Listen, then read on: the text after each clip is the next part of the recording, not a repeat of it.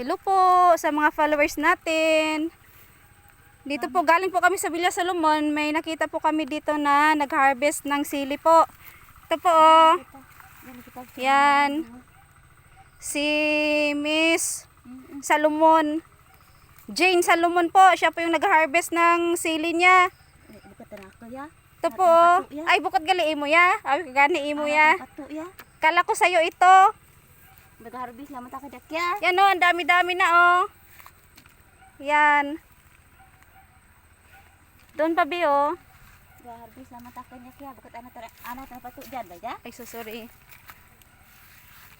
Ayan oh. Punon mo lang iyan na pato. Yod. Mga pato dyan ya. Akon. Wala. Ang dami sana kaso nalanta na yung iba sa ulan.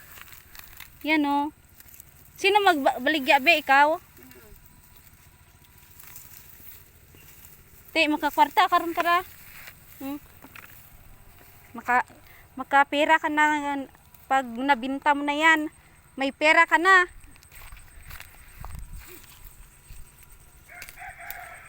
Marami sana oh.